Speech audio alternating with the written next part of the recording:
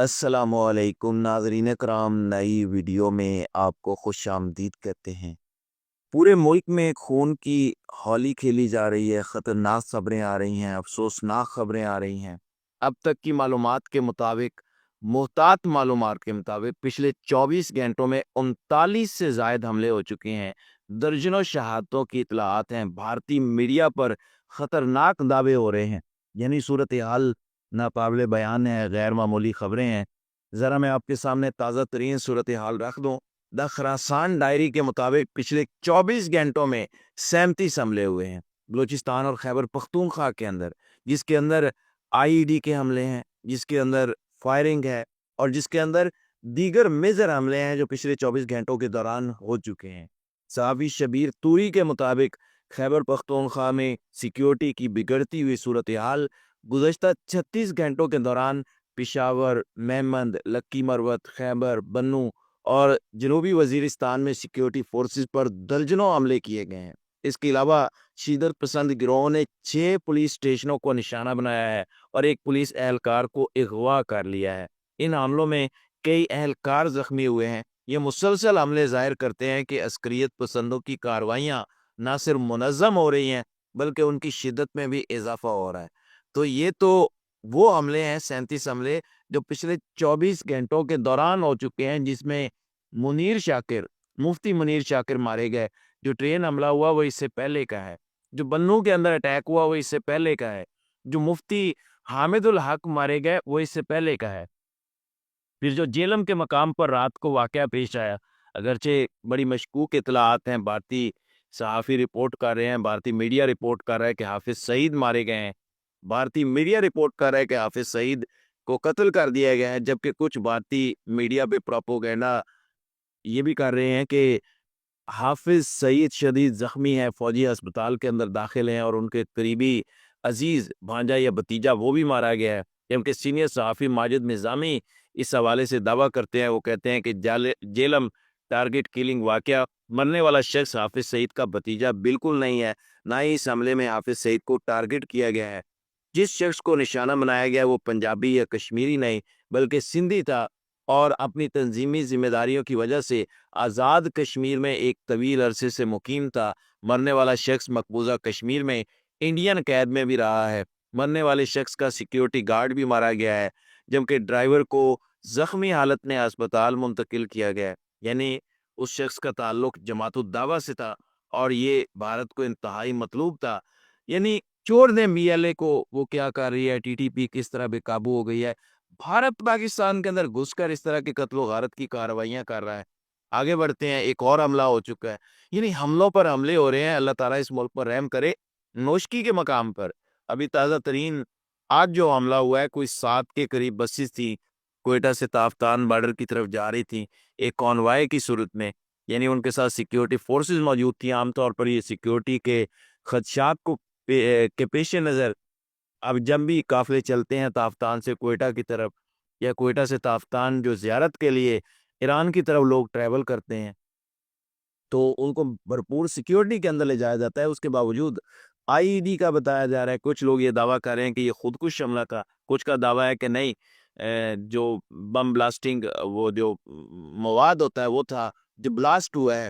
ابھی تک کی جو خبر ہے 10 لوگ زخمی ہیں جبکہ 5 شہید ہو چکے ہیں، اب 2 کی حالت تشویشناک بتائی جا رہی ہے۔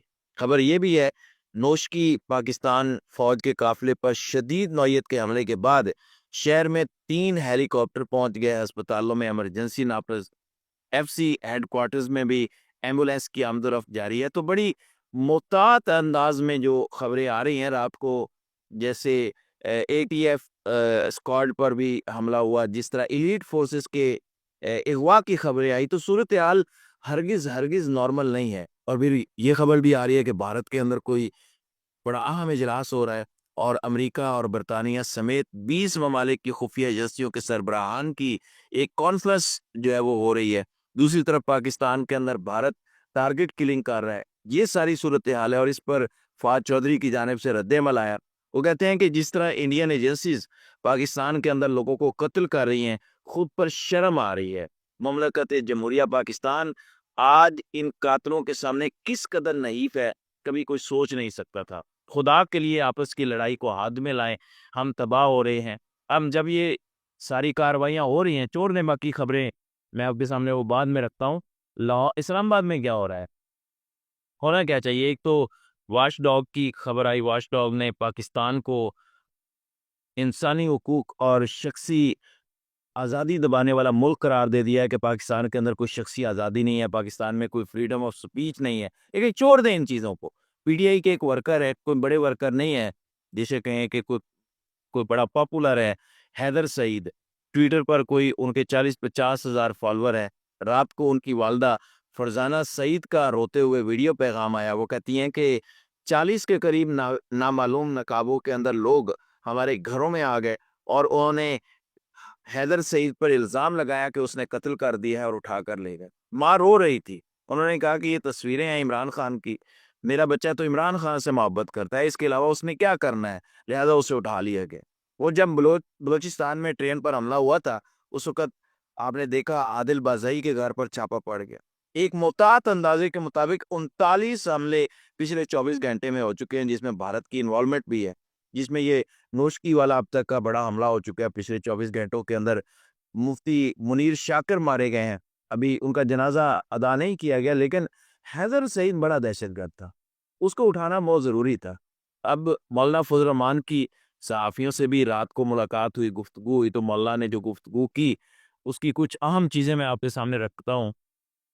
کہتے ہیں اس وقت ملک آگ کی لپیٹ میں ہے، نہ فوج کے ہاتھوں میں قوم محفوظ ہے، نہ مسلح تنظیموں کے ہاتھوں سے قوم محفوظ ہے، یعنی فوج سے بھی محفوظ نہیں ہے، مسلح تنظیموں سے بھی محفوظ نہیں ہے، قوم بری حالت میں ہے۔ اور انہوں نے کہا کہ موجودہ ملکی صورتحال میں آصف زرداری انجوائے کر رہا ہے۔ آصف زرداری ملک کے واحد شخصیت ہیں جو ایک صوبائی اسمبلی اور ایوان صدر خریدنے کی صلاحیت رکھتا ہے۔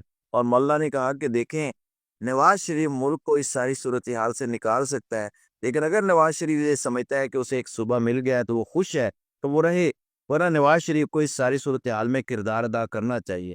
اب جو رات کو جیلم حملہ ہوا جس میں بھارت کی جانب سے ٹارگٹ کلنگ کی گئی، جس میں وہ کہہ رہے ہیں کہ حافظ سعید کو ہم نے مارا ہے، اس حوالے سے خبر ہے کہ کل عدم لشکر طیبہ کے لانچنگ کمانڈر ندیم الف ابو کتال کی گاڑی پر نامعلوم موٹر سائیکل سواروں کی فائرنگ، ابو کتال ڈرائیور سمیت مارے گئے، گن مین شدید زخمی۔ لہٰذا کہا جا رہا ہے کہ وہ حافظ سعید نہیں تھے، نہ ان کا بھتیجا تھا، بلکہ ابو کتال نامی وہ شخص تھا جو پاکستان کے اندر گھس کر مار دیا گیا۔ تو یہ صورتحال بنی ہوئی ہے، عالمی ادارے چیخ رہے ہیں اور ایک الگ ہی تماشا لگا ہوا ہے۔ آج 15واں روزہ ہے اور نوست چاہیے ہوئی ہے۔ اب ایک اور خبر سن لیں، ضلع حویلی میں مسافر کوسٹر برف پر پھسل کر سینکڑوں فٹ گہرائی میں جا گری۔ ابتدائی طور پر 5 مسافر جہاں بحق ہوئے ہیں، 3 زخمی ہوئے ہیں۔ یعنی نوست ہی ہے نا کہ نیگیٹو خبریں آ رہی ہیں۔ معذرت کے ساتھ میرے پاس کوئی اچھی خبر نہیں ہے جو میں آپ کے سامنے رکھوں، ساری خبروں کو چھوڑ دیں۔ آپ کہتے ہیں کوئی اچھی خبر، کوئی خیر کی خبر ہی بتائیں۔ ہر وقت کیا یہ حملہ ہو گیا، لوگ مارے گئے، فلانا ہو گیا، ڈھمکانا ہو گیا، کیا کروں؟ سپورٹس کی خبریں دوں آپ کو، کرکٹ کی خبر دے دوں۔ آج پاکستان اور نیوزی لینڈ کا میچ ہوا ہے T20 اور پاکستان کی ٹیم صرف 10 اوورز میں 91 رنز بنا کے آؤٹ ہو گئی، جو نیوزی لینڈ کی ٹیم میں صرف 1 وکٹ کے نقصان پہ ابھی 59 گیندیں رہتی تھی، 10 اوورز کے اندر وہ میچ جیت لیے۔ تو کیا خبر میں آپ کے سامنے رکھوں؟ لوگوں کو گھروں سے اٹھایا جا رہا ہے، حملے ہو رہے ہیں، دھماکے ہو رہے ہیں، ٹارگٹ کلنگ ہو رہی ہے، اور یہاں پہ انٹرسٹ ہی کچھ اور ہے۔ لوگوں کو گھروں سے اٹھانا ہے، یعنی بندہ کیا کرے؟ لوگوں کو گھروں سے اٹھانا بہت ضروری ہے، سوشل میڈیا کو کنٹرول کرنا بڑا ضروری ہے۔ اور وہ سوشل میڈیا جس کے بارے میں نجم سیٹھی کہہ چکے ہیں کہ یہ سوشل میڈیا اب سوشل میڈیا نہیں ہے بلکہ ایک تحریک بن چکی ہے، اب عمران خان بھی اسے نہیں روک سکتے، اور پی ٹی آئی والے اب سوشل میڈیا سے پیچھے ہٹ رہے ہیں۔ پہلے تو ان کے مفاد میں تھا نا، نیریٹو بنتا تھا، اب انہوں نے کوئی راضی نامہ وغیرہ کرنا ہے، ڈیل شیل کرنی ہے، کچھ لوگ اس چکر میں ہیں اور وہ کہتے ہیں کہ کنٹرول کریں، ہم اس کو آن نہیں کرتے، ہم اس کو ڈس آن کرتے ہیں، فلانا ہمارا نہیں ہے، ڈمکانا ہمارا نہیں ہے۔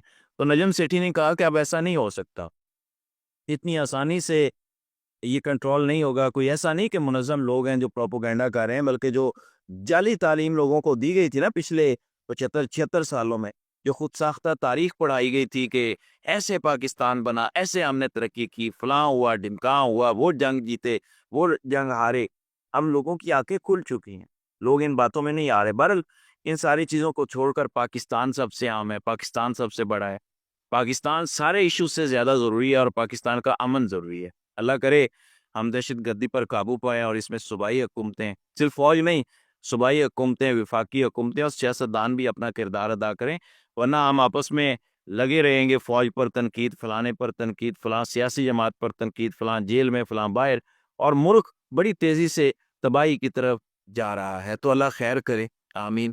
تو ناظرین کرام، آپ کی اس ویڈیو کے حوالے سے کیا رائے ہے؟ آپ اپنی رائے کا اظہار کامنٹ سیکشن میں ضرور کیجیے گا۔